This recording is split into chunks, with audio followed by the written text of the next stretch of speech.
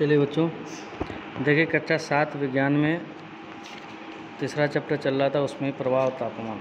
ठीक, उसमें जो थी चालन विधि हो गई थी। अब संवहन विधि पढ़ेंगे। ठीक है, ऊष्मा का जो संचरण है वो संवहन विधि से कैसे होता है। देखिए, वह घटना जिसमें किसी माध्यम के कण ऊष्मीय ऊर्जा के स्रोत की ओर गति करते हैं तथा ऊष्मीय ऊर्जा को अवशोषित करने के बाद इनसे दूर चले जाते हैं, संवहन कहलाती है। ठीक, मतलब क्या होता है कि वो जो माध्यम है, मतलब जो कण हो गए उसमें ऊर्जा के, वो स्रोत की ओर गति करते हैं, मतलब उसी की तरफ जाते हैं और उसमें ऊर्जा को अवशोषित करने के बाद, वो जो अवशोषित करने के बाद क्या हो, तो फिर उनसे वो दूर चले जाते हैं। यही जो होती है क्रिया जो संवहन कहलाती है। द्रव तथा गैस संवहन द्वारा गर्म होते हैं। द्रव और गैस, गर्म कण अपना स्थान छोड़कर ऊपर उठ जाते हैं। ठीक है, मतलब जो गर्म कण होते हैं वो अपना स्थान छोड़ के ऊपर उठते हैं, जबकि जो ठंडे कण होते हैं वो नीचे बैठ जाते हैं। ठीक, अतः गर्म धाराएं और ठंडी धाराएं बन जाती हैं, जिन्हें संवहन धाराएं कहते हैं। स्थलीय समीर तथा समुद्री समीर संवहन धाराएं हैं।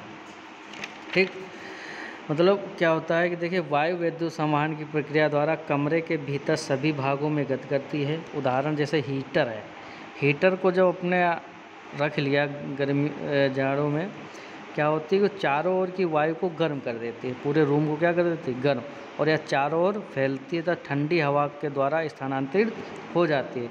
तब हीटर के पास की ठंडी हवा भी गर्म हो जाती है तथा ऊपर की ओर उठने लगती है। यानी गर्म जो हवा हो जाती है वो हवा क्या होती है, ऊपर की ओर उठने लगती है और चारों ओर फैलने लगती है। अतः गर्म हवा का वस्तु से दूर जाना और ठंडी वायु का वस्तु की ओर आना, इस प्रक्रिया को विद्युत संवहन कहते हैं। यानी जो विद्युत संवहन हो गया, इसमें क्या होगी, जो गर्म हवा होगी वो स्रोत से क्या होगी, दूर चली जाएगी, और जो ठंडी हवा होगी वो स्रोत की ओर आएगी, फिर वो गर्म होकर फिर चली जाएगी। ठीक है, इसलिए पूरे रूम में पूरी गर्मी हो जाती है। ठीक, द्रव में विद्युत संवहन, देखिए द्रव में संवहन होता है जब ठंडे पानी से भरी कढ़ाई को गर्म करने के लिए स्टोव पर रखा जाता है। मतलब कोई एक कढ़ाई ले लो, उसमें पानी भर दो ठंडा, उसको गर्म करेंगे तो क्या होता है कि कढ़ाई की जो तली का पानी, सबसे पहले वह पानी जो होगा तली का गर्म होना ना शुरू होगा तथा यह फैलता है और ठंडा पानी तली के नीचे आता है। मतलब जब गर्म होता है तो वो ऊपर की ओर उठता है, यानी भागता है ऊपर की ओर। ठीक, और जो ऊपर का ठंडा पानी है वो क्या होता है, फिर नीचे की ओर तली में आता है। ठीक, तब गर्म पानी जो है ऊपर की ओर उठता है। इस प्रकार ऊपर का पानी कढ़ाई की तली में गर्म पानी से ऊष्मा लेता रहता है। इसका परिणाम यह निकलता है कि संपूर्ण द्रव में ऊष्मा संचरित हो जाती है और संचरित जल एक विद्युत संवहन है।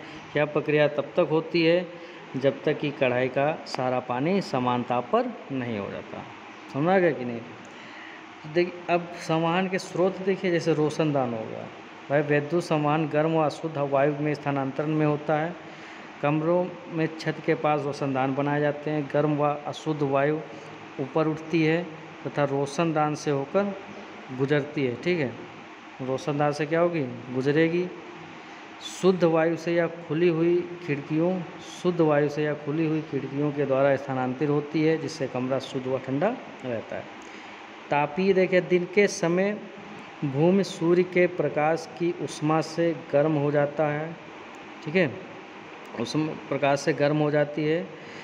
भूमि के आसपास की वायु भी गर्म हो जाती है तथा फैलना शुरू करती है। इसका घनत्व भी कम होने लगता है। हल्की वायु ऊपर उठती है और ऊपर उठने वाली वायु को थर्मल यानी तापीय कहते हैं। जैसे नहीं होता है, जैसे गर्म करो तो ऊपर भाप जैसी ऊपर उठती रहती है, पानी को जब गर्म करो, वही हमारे थर्मल। उदाहरण कह रहे हैं, ऊंची उड़ान भरने वाले पक्षी बिना अपने पंखों को फड़फड़ाए उड़ने के लिए तापी का प्रयोग करता है। ठीक, समुद्र समीरता, स्थलीय समीर देखिए क्या है। दिन के समय समुद्र की अपेक्षा अधिक, दिन के समय जो भूमि हो गई वो समुद्र की अपेक्षा अधिक गर्म हो जाती है, इसलिए भूमि के ऊपर की वायु ऊपर उठती है। यानी दिन में क्या होता है, जब वो गर्म हो जाती है समुद्र के पास की भूमि, तो ऊपर उठती है वायु, और गर्म होगी क्या होगी, ऊपर उठेगी। और समुद्र के ऊपर की वायु जो होगी समुद्री पवनों के कारण भूमि की ओर बहती है। रात में भूमि समुद्र की अपेक्षा ठंडी हो जाती है, परंतु समुद्र के ऊपर की वायु भूमि के ऊपर की वायु की अपेक्षा गर्म रहती है, और यह स्थल पवनों के कारण समुद्र की ओर बहने लगती है। समझ आ गया कि नहीं। तो ये हो गया था हमारा संवहन और इसके जो स्रोत हो गए। अब इसके आगे जो है हम विकर्ण पढ़ेंगे वो नेक्स्ट वीडियो में। तब तक के लिए इतना ही। Thank you.